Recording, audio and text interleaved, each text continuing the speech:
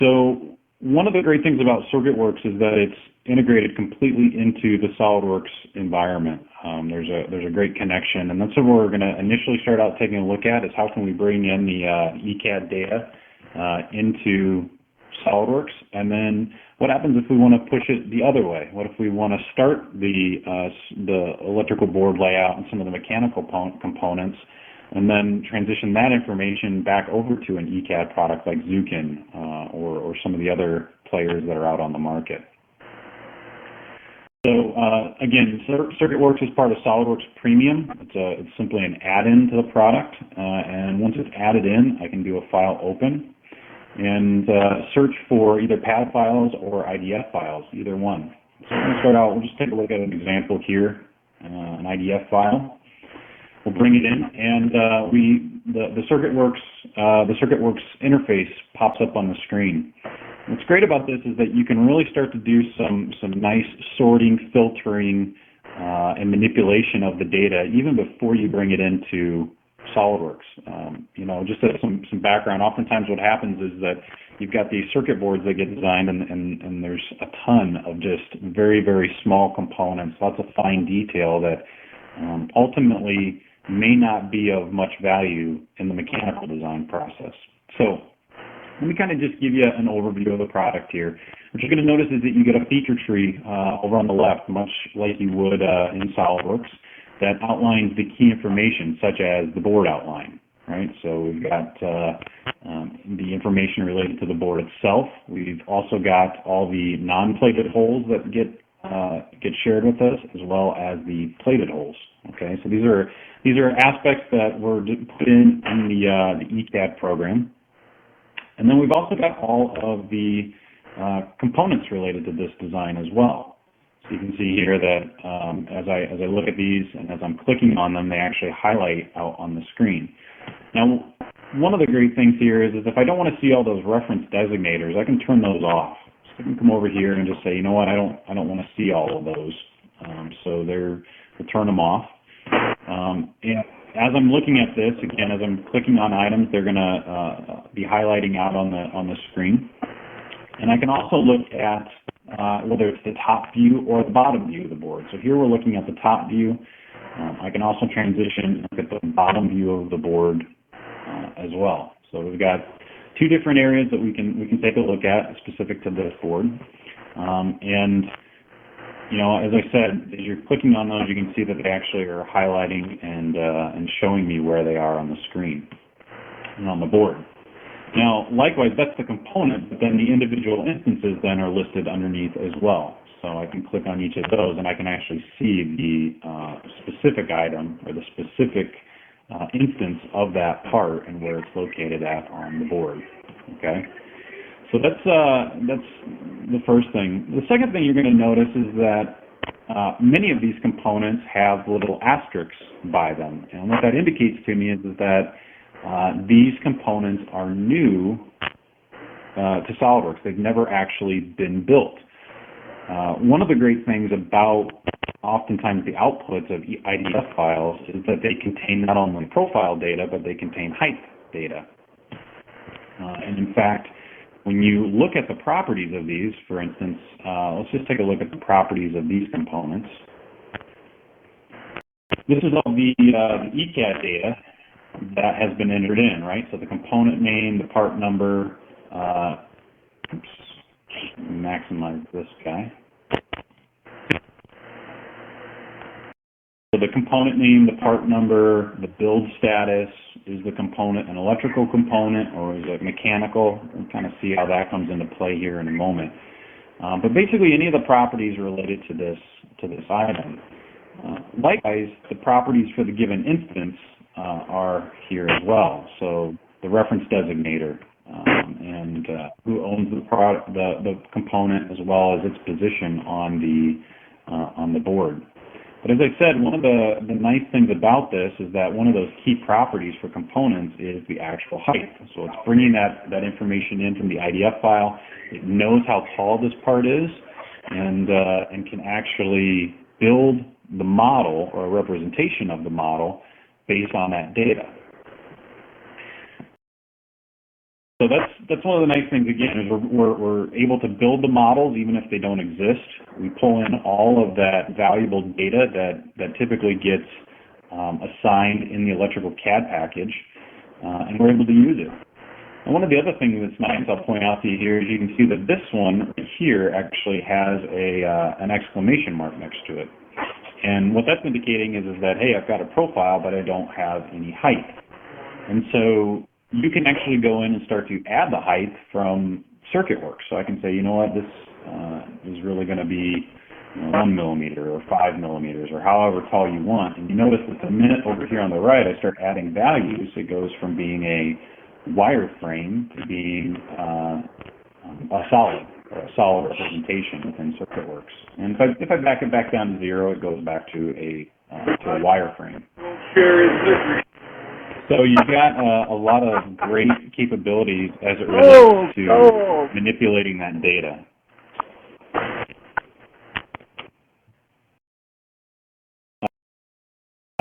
So that being said, we're going to go ahead and scroll down here a little bit farther and just point out a few of the other items here as well. So another valuable item related to this is the fact that we can include keep-out areas. So for instance, an electrical designer may decide, you know what, this area in here, in fact, this actually has one. This area right in here is a keep-out area, and mechanical components need to stay out of there, or whatever it might be. That's where we're running cables or harnesses or things of that nature. But it's been defined as a keep-out area, and that information comes over as well. So just giving you an idea of some of the things that we can bring in to the initial interface of CircuitWorks. Now, what becomes really nice about this, as I kind of had pointed out in the beginning, is the fact that we may not need this level of detail, right? We may only need components that are of a certain height. So if we come in here and we start to, let's just say we filter on, we can filter the components all on or all off. We can filter the non-plated holes on or off. So if I've got just a ton of detail related to the plated holes, or another great example is that oftentimes a circuit board is going to contain all the copper trace information. And that's just a level of detail that oftentimes isn't necessarily required in the mechanical CAD package. And so the ability to turn off traces or pads if they exist is extremely valuable. But as I said, we may have a scenario where we want to just start filtering on, filtering out components that are, let's say shorter or taller than a certain amount. So I'm interested in filtering out all components that are taller than, or let's say shorter than, say 2 millimeters, right? So immediately you can see I filter out a majority of the components. Or let's say 1 millimeter, right? So now we're just pulling in very, very key components related to this circuit board. We don't need the fine level of detail related to, that the electrical designer might need. So I'm immediately filtering out a large number of the components. It's going to make the model itself a little bit lighter on the overhead. But what's also nice is that you can filter on, is it a mechanical CAD component or is it an electrical CAD component?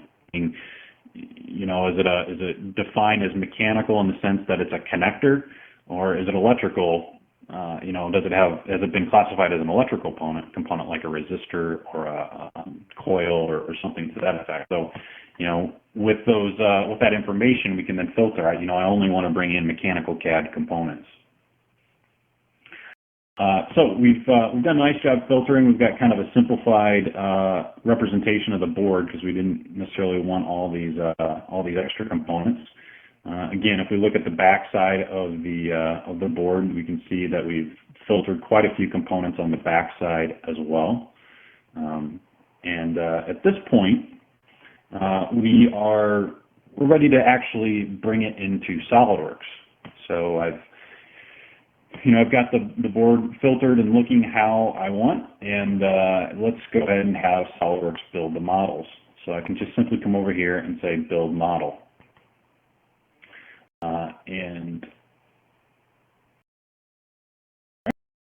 So let me close out the assemblies I've got open in SOLIDWORKS. Sorry about that. I'll close these guys.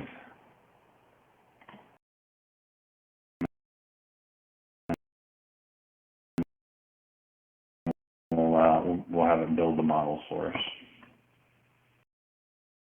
It tells me it's found no problems with the data to be processed, so we can go ahead and hit build. And this will take just a couple seconds, but it's going to go through and actually take into account all the board information, the height information. It's going to tell me, hey, these components may or may not already exist. And so those that do, it's not going to bother rebuilding. But if they don't exist, it's going to go out and actually generate the models for me in SOLIDWORKS and store them in a library. And you can specify the library location. It's integrated within EPDM, so if you're using Enterprise PDM, you can take full advantage of that. And at the end of the day, the library is actually built on top of a database, and so it kind of tracks the information as far as where the parts are, their information, and understands if the part has ever been built before or not. Likewise, what's also quite interesting about this is that you can, if you want a greater level of detail in how your components look, right? So many of you have probably been out to 3D Content Central. You can see that there are a lot of great models out there that have some just phenomenal detail related to them.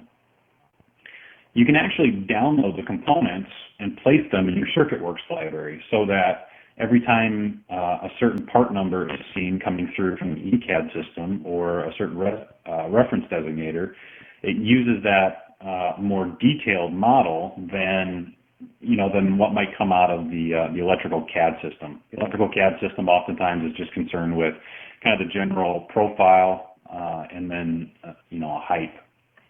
So it's announced to us that we're now complete. If we come over here to SOLIDWORKS, right, so we've got a circuit board now that is complete. Let's turn off those components. Right, so now we've got our keep-out areas that have shown up. We've got some great representations of the actual ECAD components. We've simplified it substantially. This guy's a little off because I was messing around with him within the properties, but you've got all your components are listed there. The keep-out areas are set up in a translucent color. And the circuit board is now ready to be placed into a mechanical design, right? So we've got our components down here as well, and available here. And the neat thing about this is that now not only can I start designing around this board, the circuit board, as it were. The other nice thing about this is you start looking at being able to now leverage all the great analysis tools that SOLIDWORKS has, like flow simulation and interference detection and things like that. All of the same controls from CircuitWorks show up as a tab, so I can come in here and I can do many of the same locating things and filtering and items such as that, looking at the properties related to this component, all within SOLIDWORKS. So all that information comes over now into SOLIDWORKS as well. And I can make changes to it if I want to and re-export it out to an IDF format.